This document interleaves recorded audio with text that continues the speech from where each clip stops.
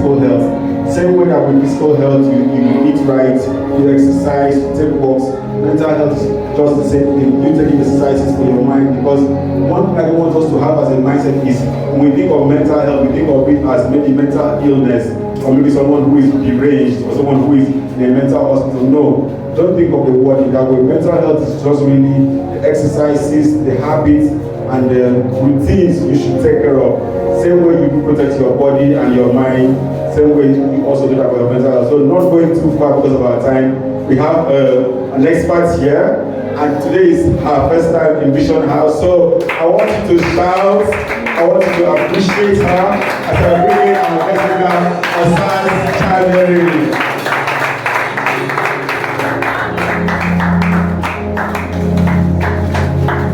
Good morning. Good morning, everyone. How are you all doing? Happy Sunday to you. So, it's my first time here, and this is the first time I'm fellowshipping with you, and it's lovely. Thank you very much.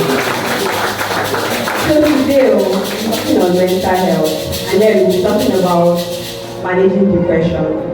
But then I want you to make this session as interactive as it can be. When the pastor came in just now, he said something about you seeing fathers. They're always, do you understand? Like, there's a lot going on. And then sometimes some men are gifted with wives that can actually help them cope. While some of their wives, they look for escape, like, let me just leave the house, let me leave. And then when you're coming back, there's this, what's this woman going to keep for me again? But then the thing is, mental health across everybody. It happens in adults, in children, in teens. And then, like he said earlier, it doesn't mean being mentally deranged. If you're always anxious, that's a mental something that you should pay attention to. So we've heard so much about depression. I was almost depressed. I am depressed. This person is depressed. So now I'll ask a few persons, what's your opinion? What's your idea of depression? What do you think depression is? 2 persons, please. 2 persons. Tell me what you think depression is.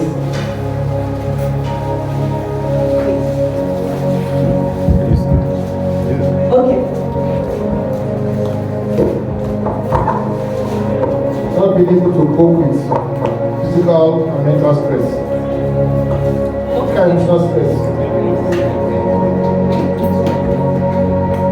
Okay, he said not being able to cope with physical and mental stress.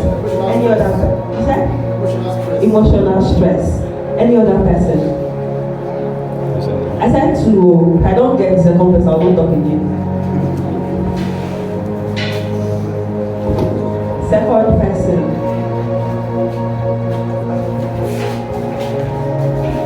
No other person.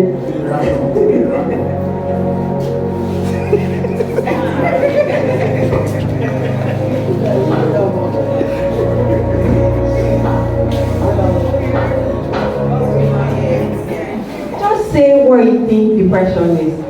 This is not the first time we are hearing about depression now. So. Come. Okay.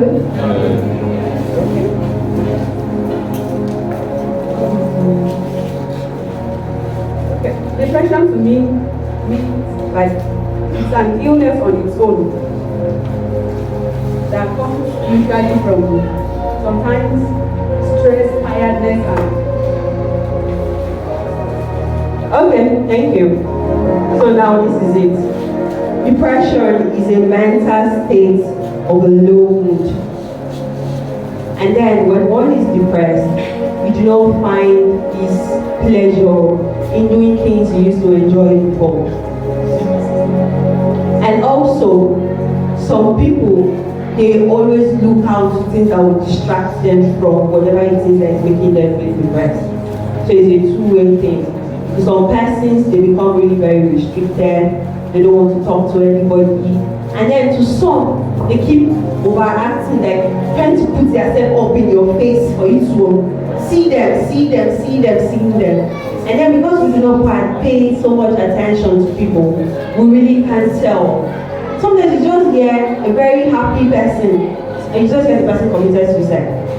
And so you start wondering, but he has money now, he's doing well, why would he just kill himself like that? That person was depressed, and you did not know. And the person was doing so much to see if he can get himself out of it. But most times, for people who are depressed, the only way they see themselves out of it is to kill themselves. Some end up inflicting self-injuries on themselves and all of that.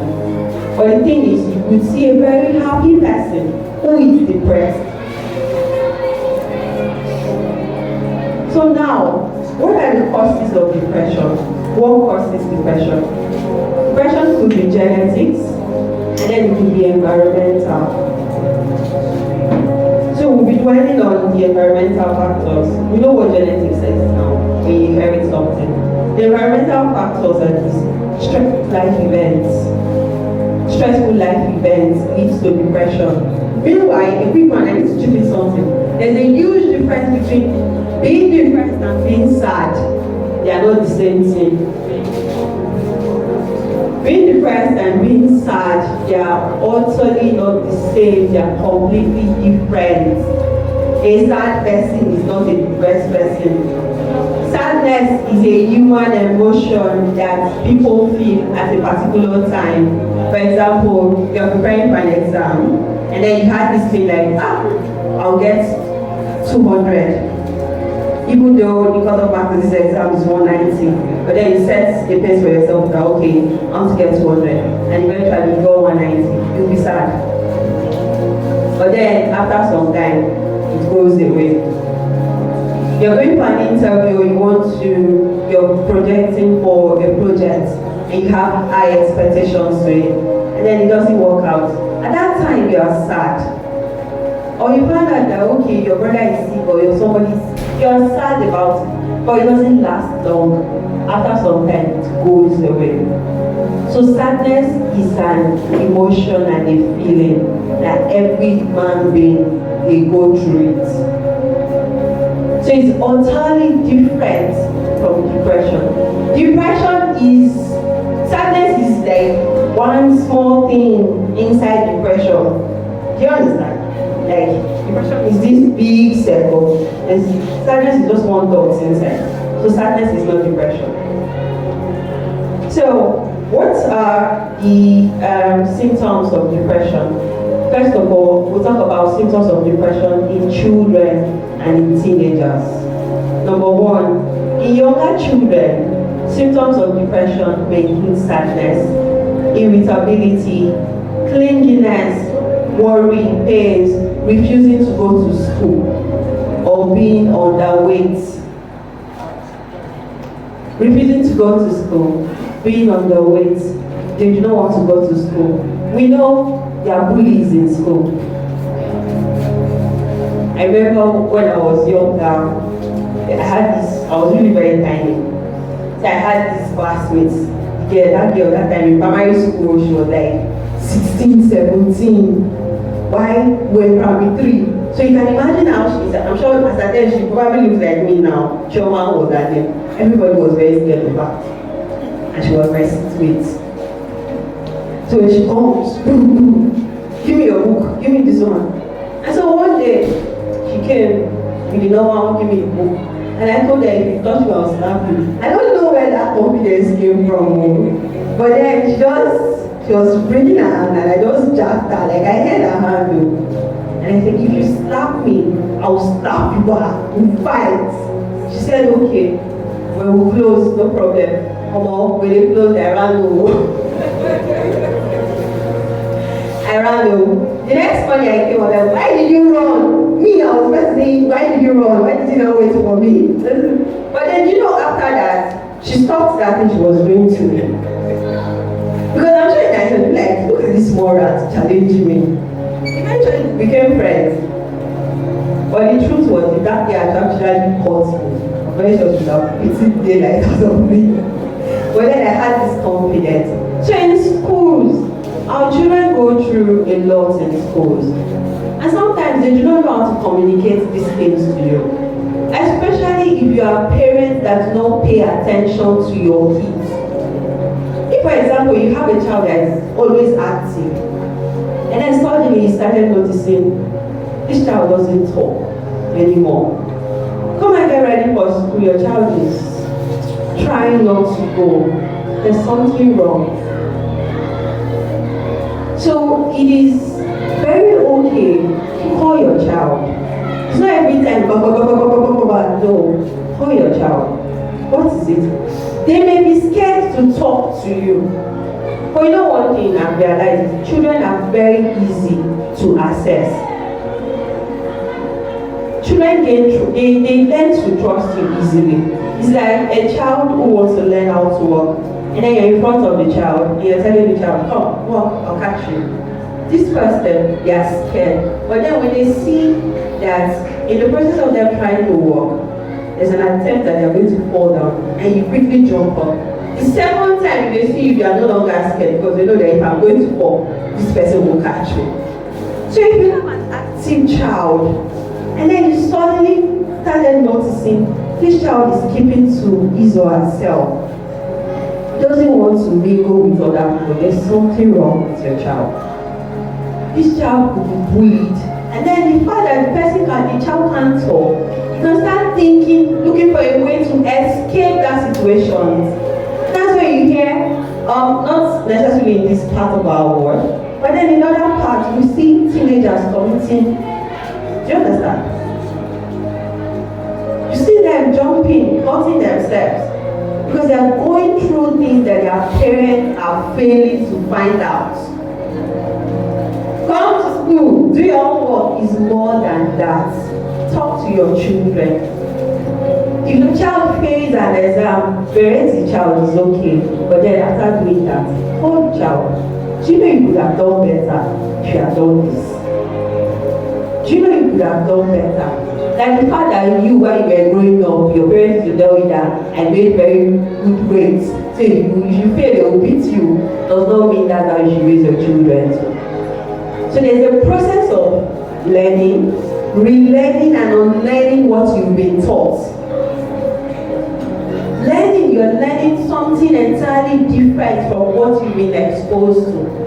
If you sit down and take a look at yourself, the way you grew up, I'm very sure there are some things that you didn't like that your parents did to you. And then you feel like they had a better way.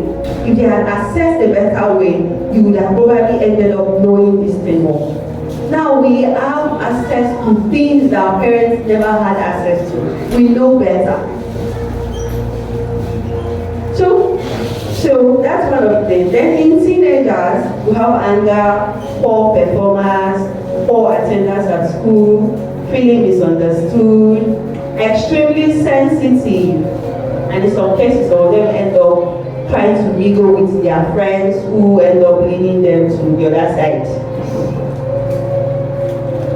The child used to be brilliant, and then this child is not doing well. It's not everything that level causes.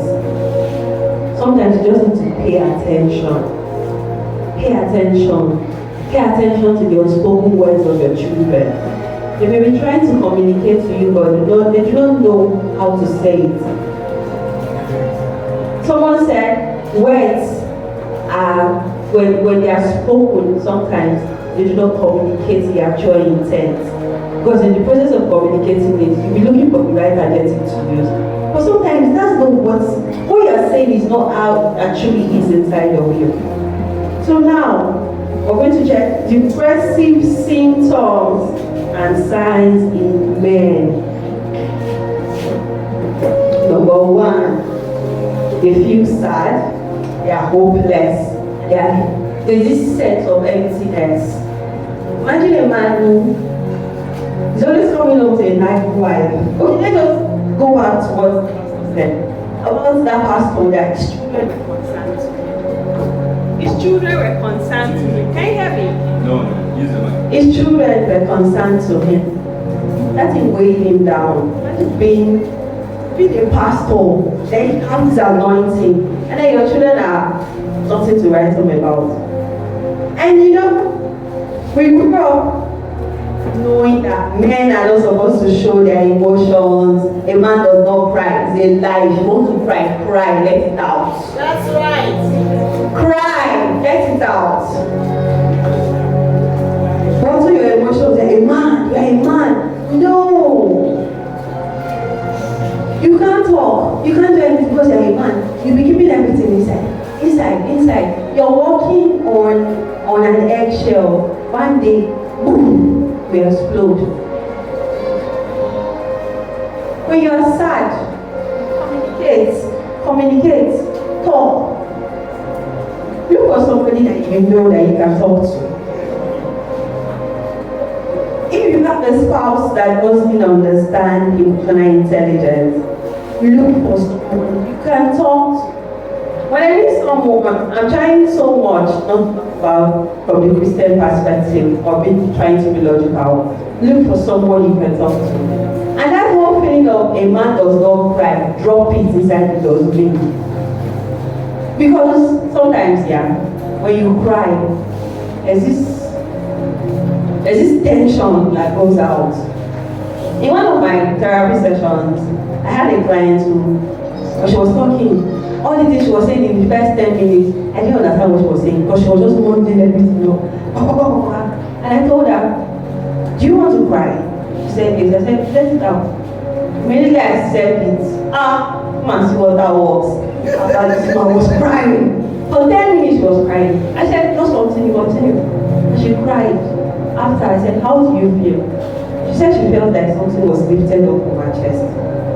So you know this not writing, so you have a lot of emotions all bottled inside.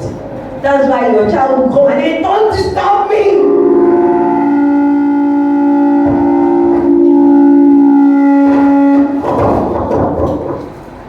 And then your child will come and say,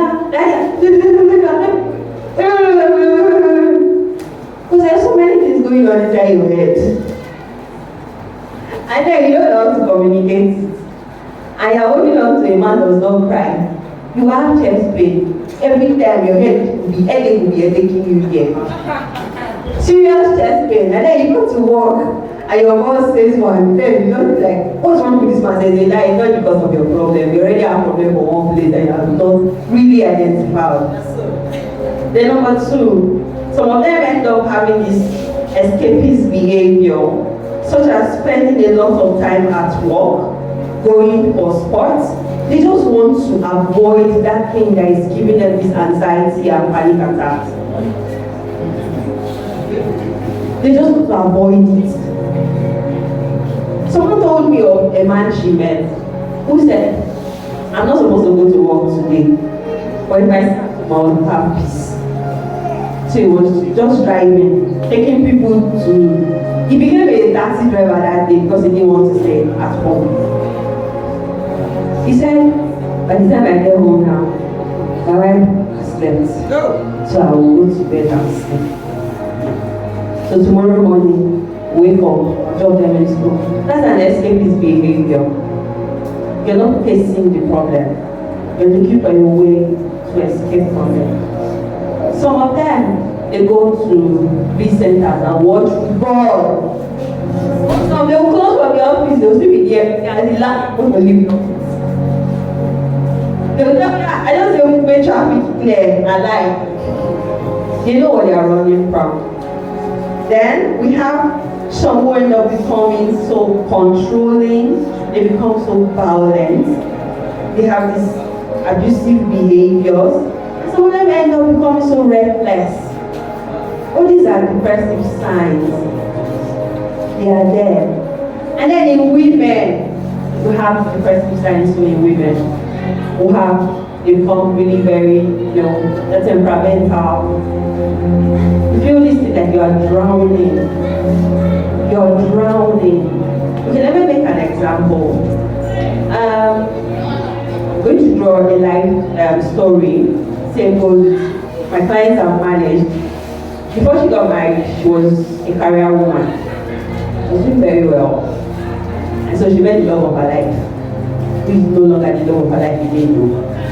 So they were doing well, and then she found out that her husband, he works, he earns well, he's relaxed with responsibilities of the house. He will say, my wife is capable, can take care of all these things. They're a strong woman. And then she started picking up, she pays the children's tuition, she brings money, she does the entire masculine energy was on her. And one day, she started feeling choked. This is not my responsibility. See, I'm not saying women should not help. The Bible even specifies we are helpmates. Do you understand? The man's job is to protect, to provide. To protect and to provide. Then she, whatever you are providing, she'll help you manage it. But some of these men are unlucky with women who do not know how to manage. Just like some women are unlucky with men who will never provide. They are ready to go and burn their money somewhere else than to spend money on their family. The same way some men are very unlucky. They do not have women who know how to manage. It's not all women that know how to manage money. Exactly. It's not. Just see your mouth. Just like it's not all men who know their responsibilities. When she came to me, I told her, have a talk with your husband. Maybe he's not really understanding his functions as a husband. Tell him, this is what you should be doing. It's only when you can't, that's when I'm supposed to. But since I've been doing this now, I'm tired. And then after she projected, they started having serious issues. Started really having serious issues, became even led to domestic violence, like was start close, you understand? And then eventually she came to me. She was depressed, she was suffering from insomnia, she was not eating 2 ways. Some people start eating excessively, and some of them they lose appetite. Some become really they're always going out because they're looking for ways to escape the situations that they are having. Why some people become so withdrawn to themselves. There's this battle of the mind going on. And then some of them, in the course of this process, you find out that their spouse ends up talking down on them. There's nothing as painful as your partner talking down on you. You should get rest, and then your partner can say, you're looking very fine and beautiful. If you go outside, like the rest people say, it's not enough with you. It will not enter your head. Because your partner already made you feel this. Like children, you tell your child, you're smart, you're beautiful. You love your child from home now. So if someone is coming to tell your child that you are this, you are that, the child will just look like, my mommy said I am beautiful. My daddy said I am fine. That's it. So there's nothing as painful as having a partner who doesn't support, who keeps talking down on you. Talking down on you. They do not see anything. And then in the process of that, you start trying to prove to them that, no, I am not worthless, I am this. In that process, you end up losing yourself. Because what you are doing, you are not doing it because it's what you want to do, because you want to prove a point to somebody. You want to prove a point to someone who is very dear to you. You hear people saying, I studied medicine because my father wanted me to study medicine. It's not because I want to. Me, I did not study what my father wanted me to study. It was a big problem for us. And I did not care. Eventually, we ended up dialoguing and we went at the middle ground.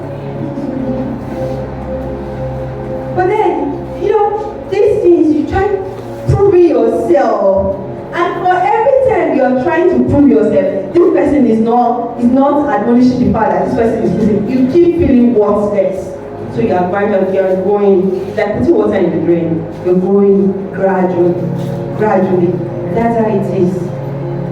So the controlling thing, the abusive thing is on both genders. No gender is better, both of them, they experience these symptoms. So now, what are the tips to managing depression? How do you manage depression? The first thing is stay in touch.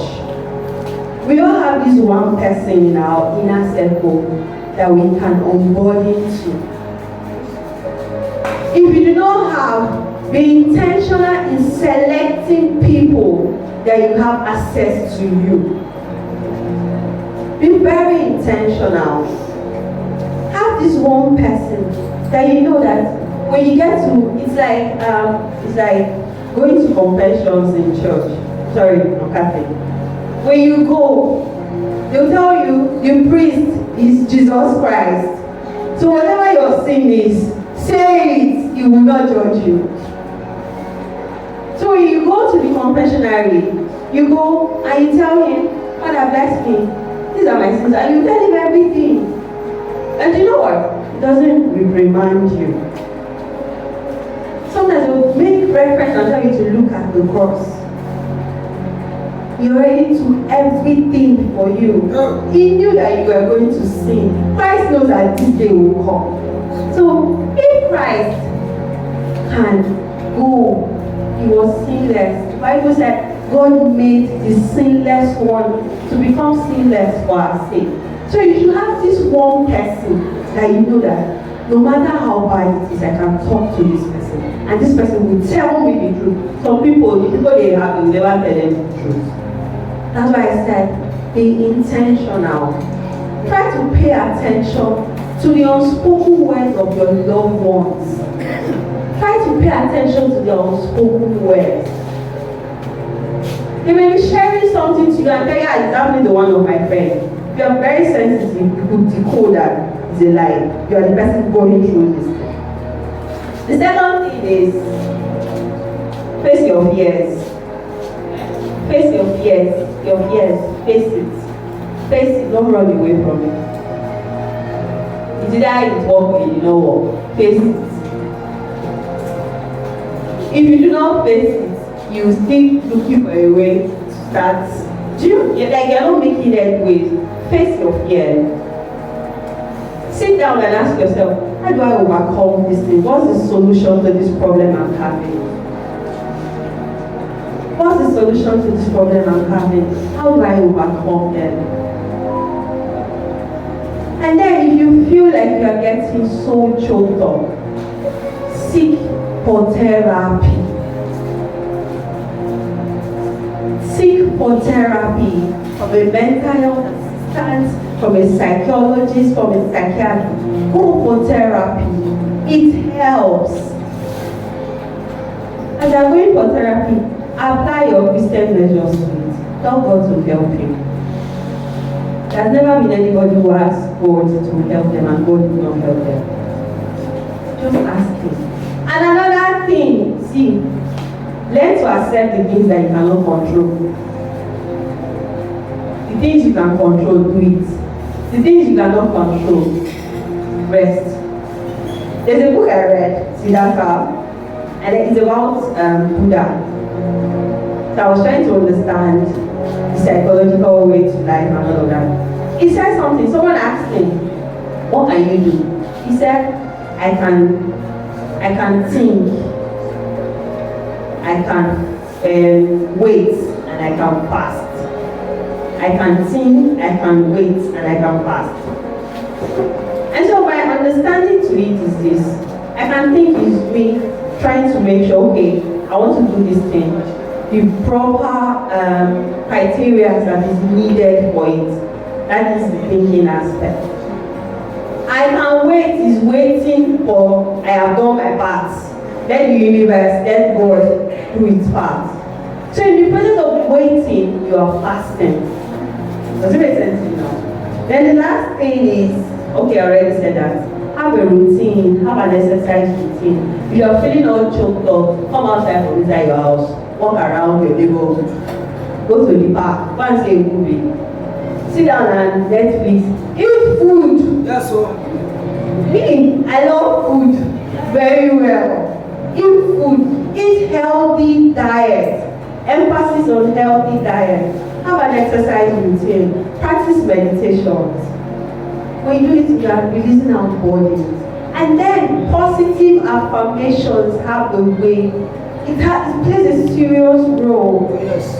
When you do not, whatever you tell yourself that you are, that's what you end up becoming. So if you tell yourself, I am going to walk out of this storm with my head up high, you will walk out of it. If you tell yourself, I will not let this storm rock my boat, it will not rock your boat.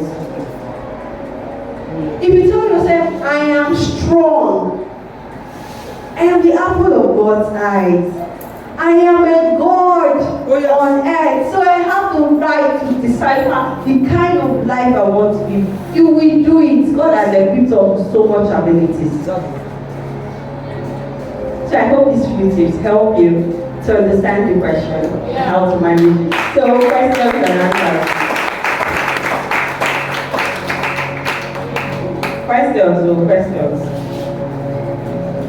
Questions.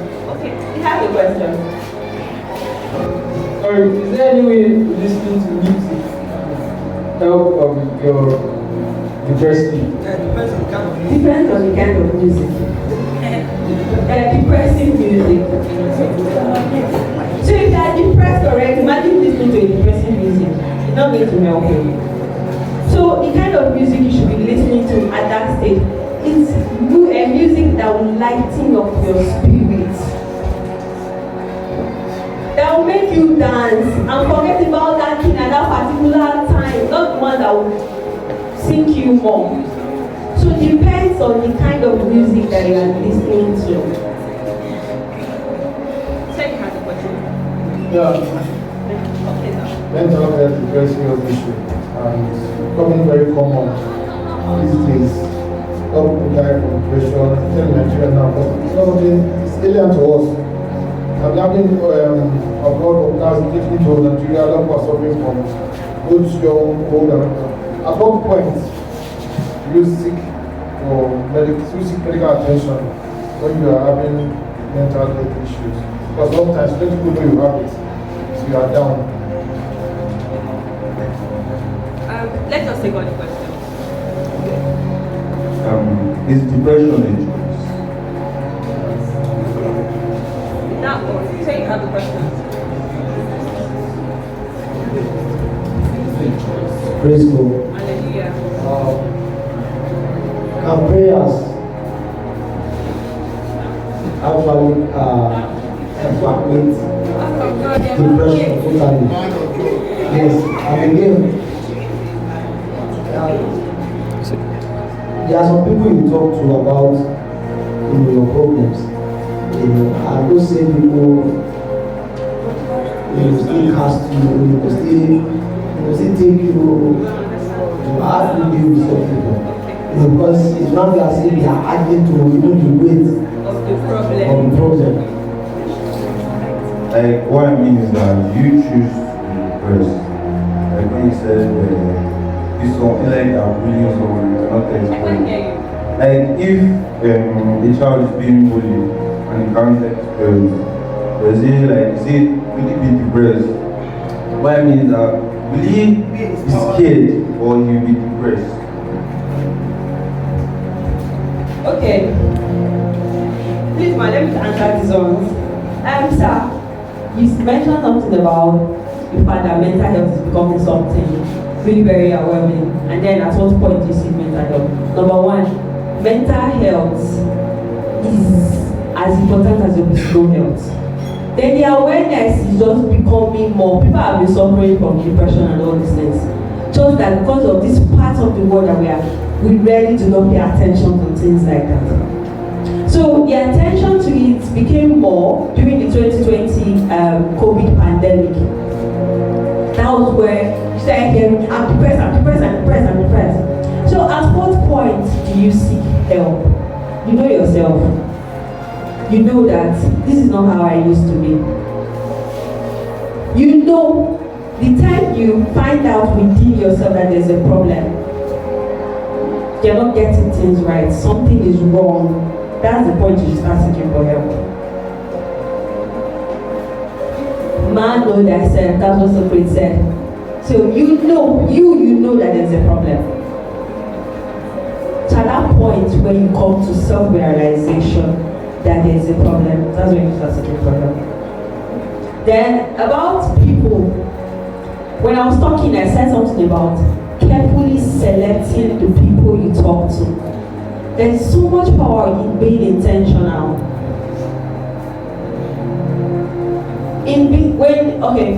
Let me just debate a little. I'm a child who grew up with my grandmother. And so in 24 hours in a day, we are friends for those 5 hours. I was a very stubborn child. So she would talk and talk and talk and talk. But then I had one thing: if she does something bad, I will tell her. If it's me that you beat me, see what you did, is it good? She will still beat me for talking bad to her. And she tell me, in my place they will say, an elder is never wrong. And that thing did not go well with me. All. So if you do wrong, I'll tell her, Mommy, that's what I call her, flat. Mommy, see, she will call my mother and say, she doesn't know the kind of child I am raising. My mother will say, you did something raising them. That's not how I raised you. One day my mother had to sit her mother down to tell her mother that this is how you raised us. I selected what I know that is suitable for me. These things that you said you did, it was because that was what you knew. And then I told myself, no, this is how I want my child. This is how I want to communicate with my child. If you as a parent, if you do something wrong to your child, apologize, you will not die. Because when you do that, see, children learn so much from observation. So if you are so intentional, you will know the people that you are allowed to have access to you. Sure. It's not everybody. So before you open your mouth to start telling somebody the problem you have, take your time to be looking at that person, study that person, study them. Be intentional. And then there's this thing about the law of attraction. What you attract, what you think, that's what comes to you. So if you have a positive mindset and you want to start relating with people who are not judgmental, who are not assistant and deputy Jesus, you meet them. Somehow there's a way the universe just has a way of putting them through your way. And someone said something about praying to God. Yes, but that's as you are seeking help, you'll be praying to God to help you. Seek medical help. See, going to seek medical help is God sending a way to you. So as you are seeking medical help, ask the Holy Spirit to help you heal from this, to help you assuage these points, to come out of it efficiently and effortlessly. It's not easy, it's not rocket science. But then so long as you have the zeal, you're putting in the practice that your guidance or your counselor is telling you to do, and you're praying to God, you will come out of it. You will. First thing is making the choice to. And for the children thing, depression is not, I think it's a choice and it's not really a choice. It's a choice and it's not a choice. It's not a choice and it comes, it creeps in gradually. It creeps in, it starts creeping in. So that you do not have any choice. So when it becomes a choice is by the time you realize that you are depressed, do you want to remain depressed or you want to come out of it? That's the only choice that comes in. Do you want to remain depressed or you want to come out of it? So that's where you have the choice. But the whole depression is creeping to you. You see it. You have a choice. There's always a choice. Mentally depressed.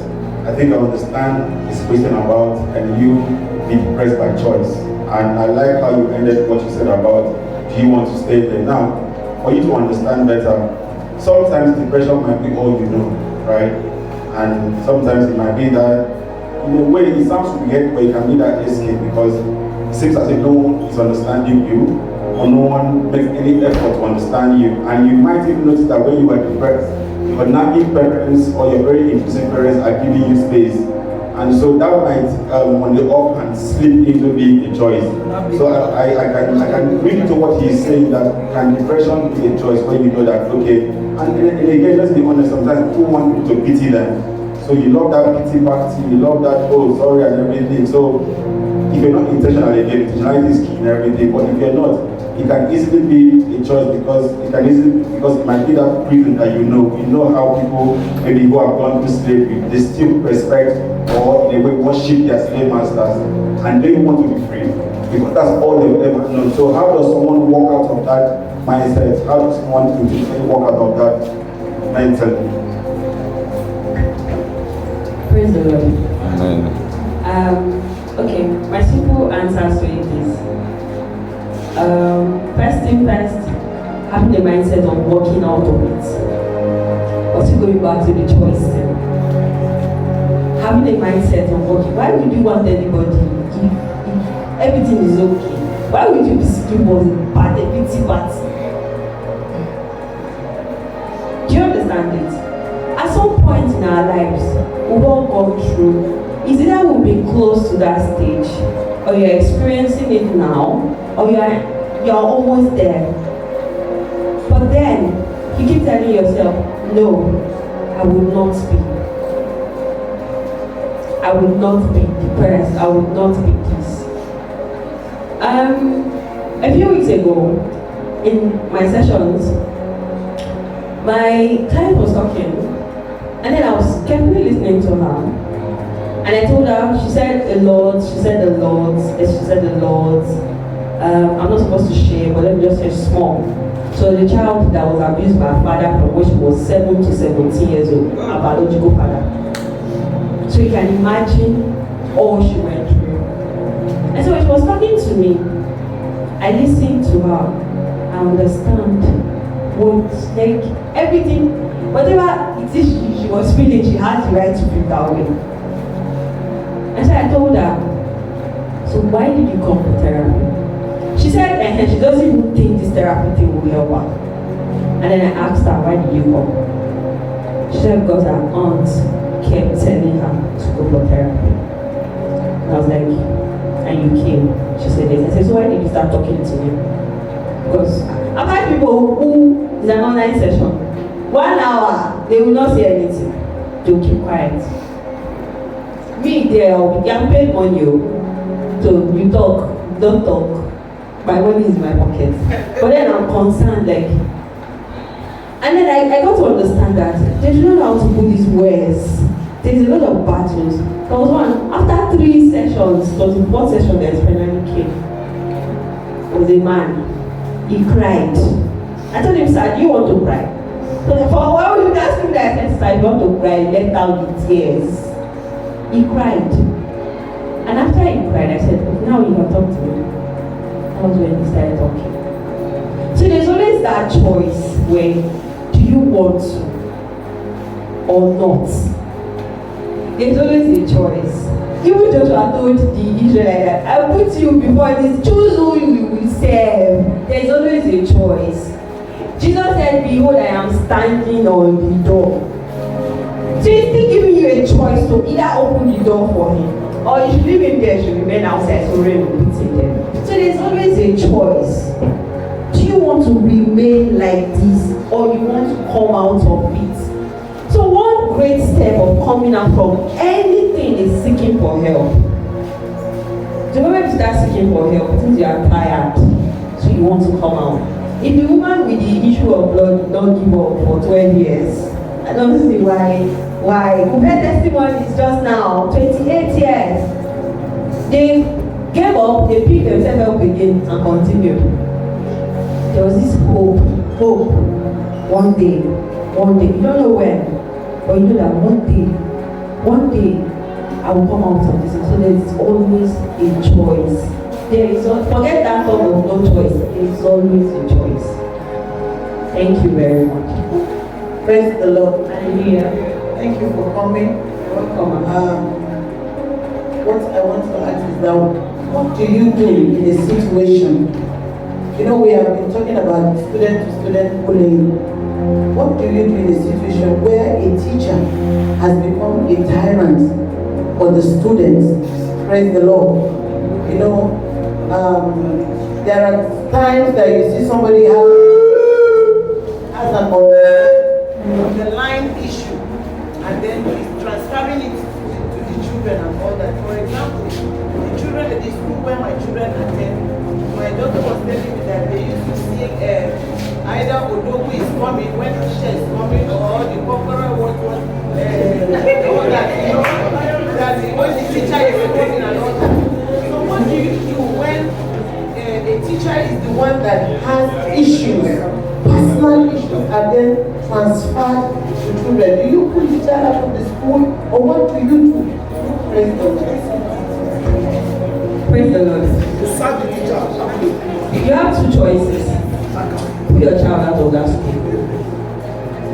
The environment is toxic for your child. You should not expose your child to any toxicity.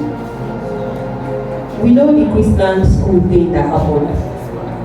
When it happened, you saw parents did not join the child's mother to do anything. Because we have this enough.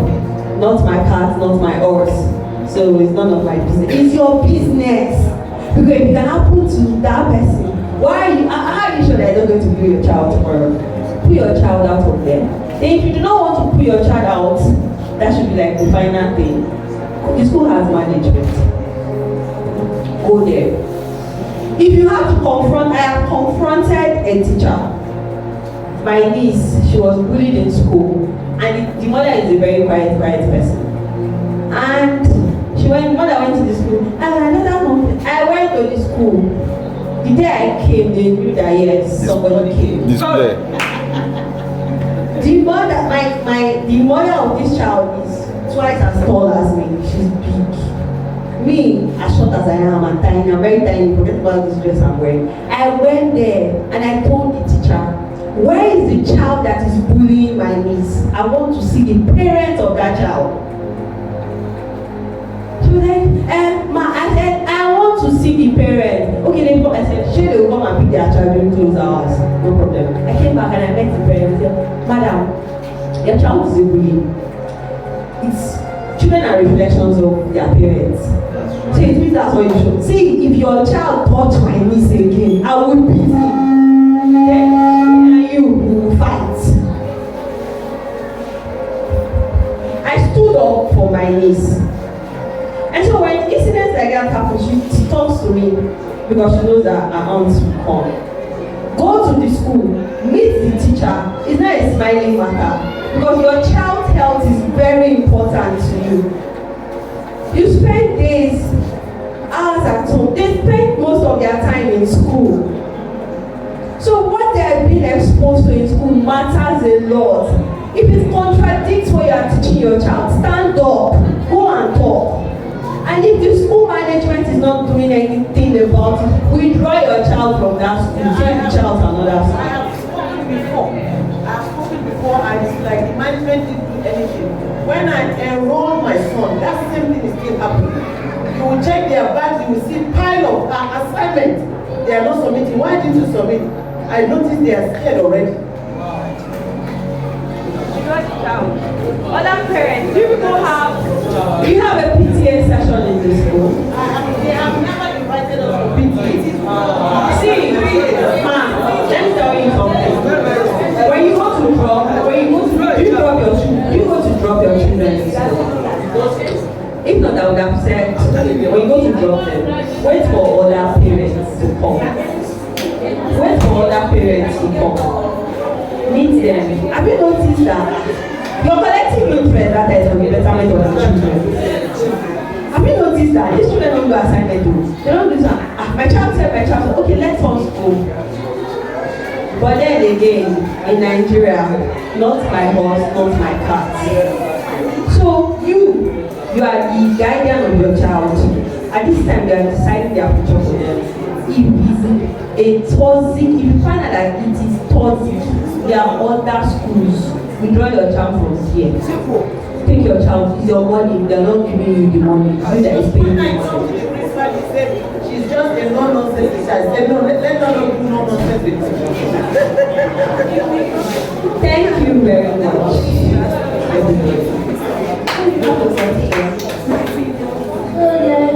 What was thinking, like when the senior or let's say teacher tries to bully you in school, you know you will like want to go and tell your parents what's happening and all that.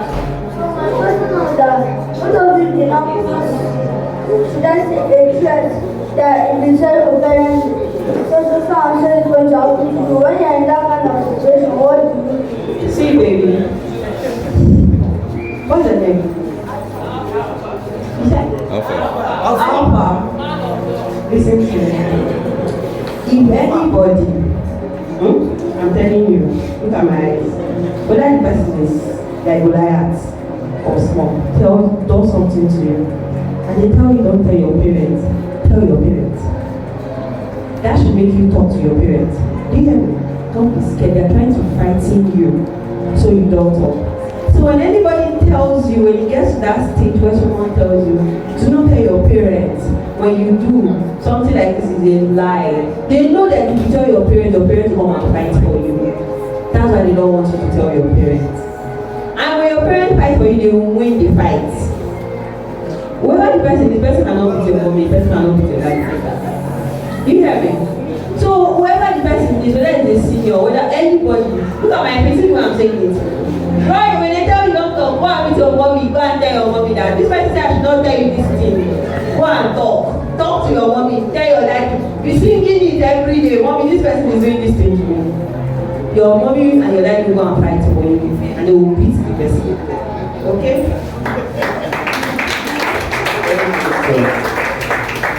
This is your question, what is it?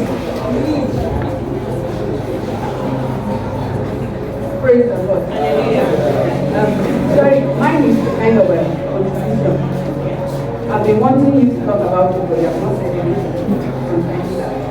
Mine is, there are times some people are introverts, and when they are depressed, they might not really come out to express it to anybody or talk to anybody.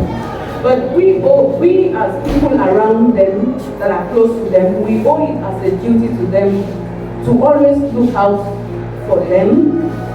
Like you said earlier on, you said some people can be out there, but it will get to a point they are withdrawn to themselves.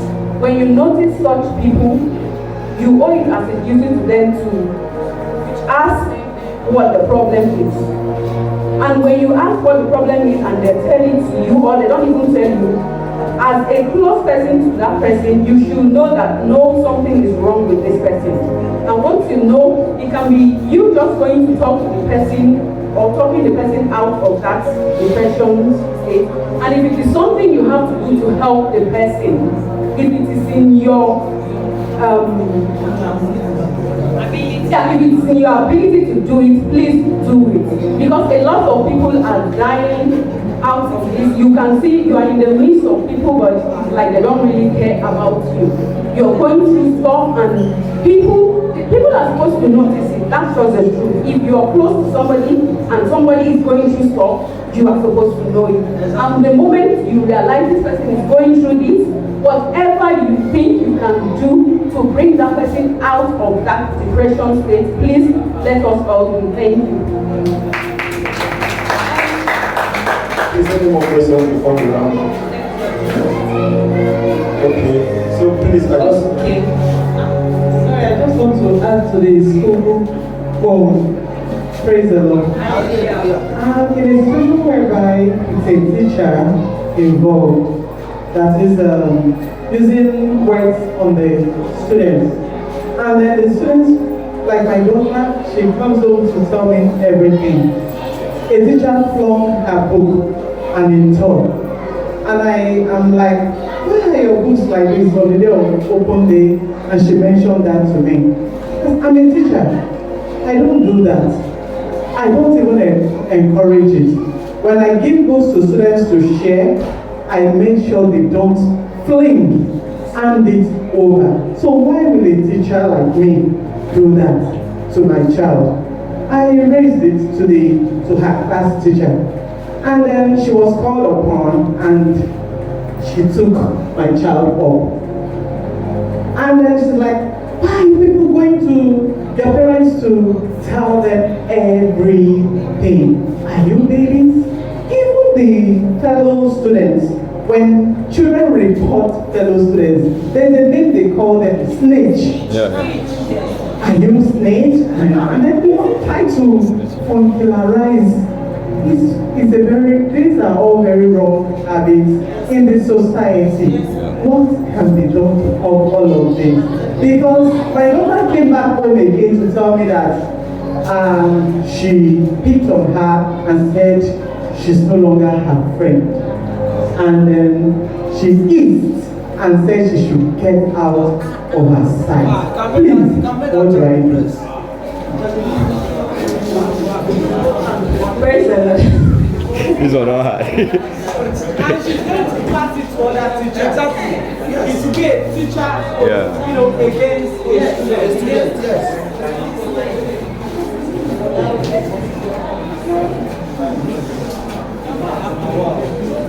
Praise the Lord. Thank you, sis, for your time. I want to say this concerning the student thing. Once upon a time, it happened to my most senior daughter. And I went for PTA meeting. I don't miss PTA meetings. Parents, please ensure you attend PTA meetings. I went to PTA meeting. I raised the issue. It was in a very big high school there. I went to that school, and when I got there during PTA meeting, I raised the issue. This was a case of they had social nights. They put junior students together with senior students, and the whole matron that was supposed to be guiding the students was telling the students to be rubbing themselves and do all manner of things. When I got to PTA meeting, I raised it. You know, it was a school with the military people. So when I got there, I raised it. And almost 90% of the parents did not see anything wrong in what I was saying. And I'm like, this is not the right place for my daughter. Before I knew it, they started calling her a snitch. What did I do? I withdrew my daughter from that school. She did not continue in that school. So if in any school they tolerate such, please withdraw your child. You know what you want for your child. Withdraw that child and take her where they have values. Thank you. Thank you, ma'am. Chazeri Osas. You know what you want for your child. You know what you want for your child. It's sad that in our world today, there's a lot of moral decadence.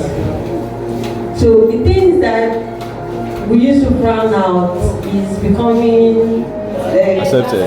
It doesn't mean you should throw your values away. It doesn't mean you should throw your morals away. You know your morals. You know what you want. So keep talking to your child. This is how I want you to know.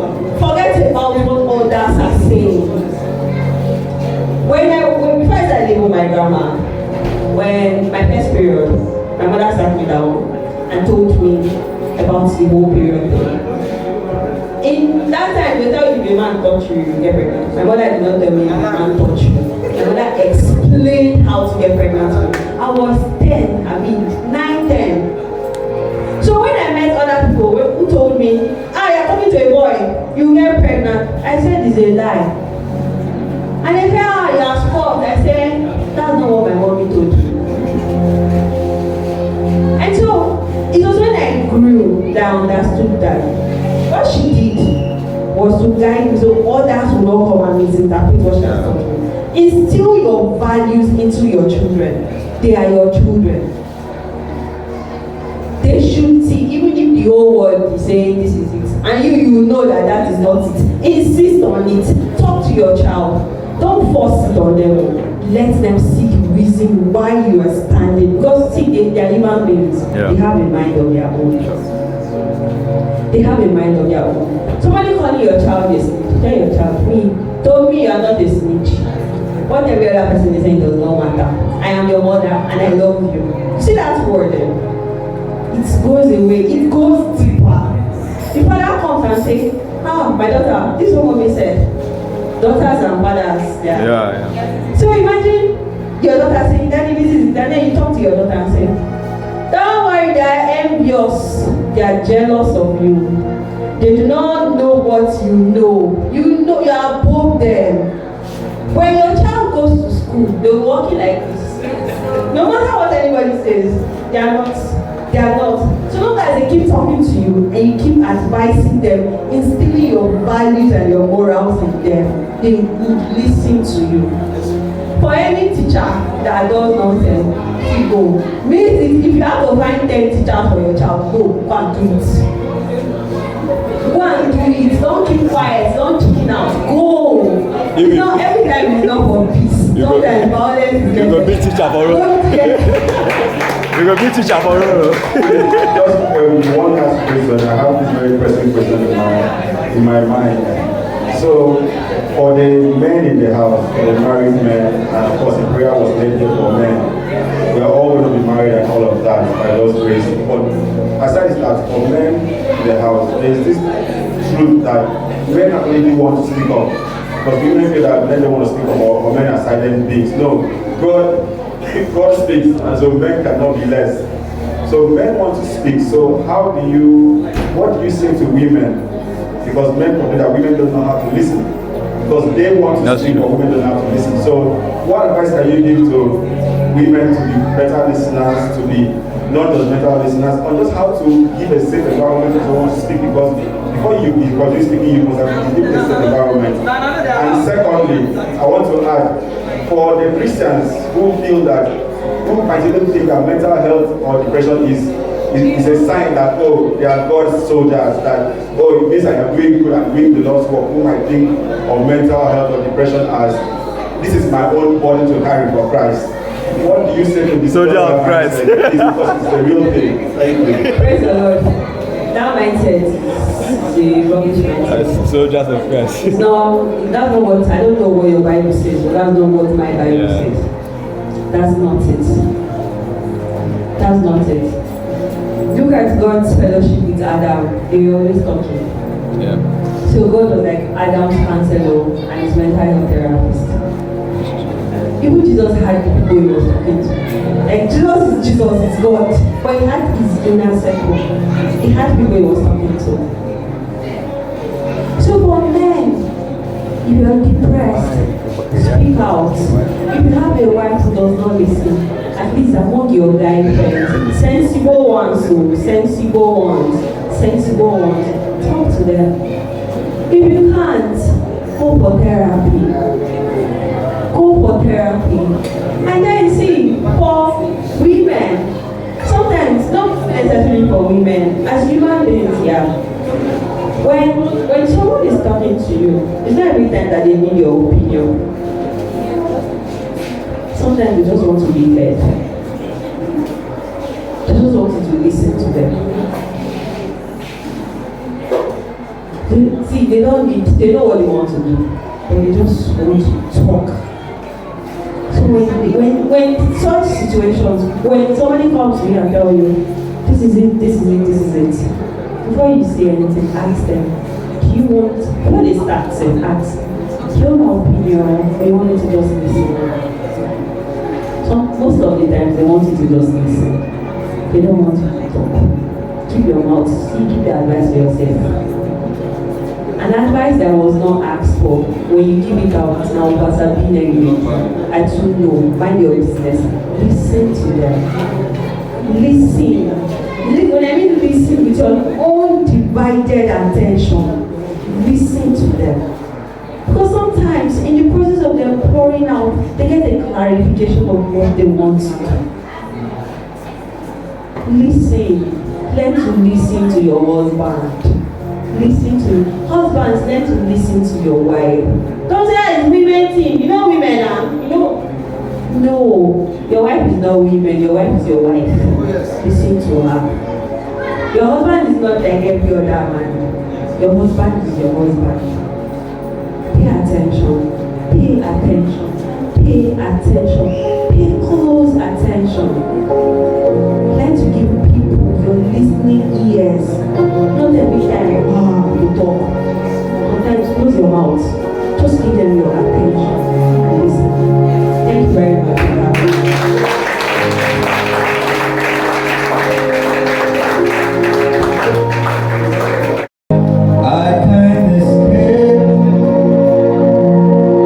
Feeling afraid.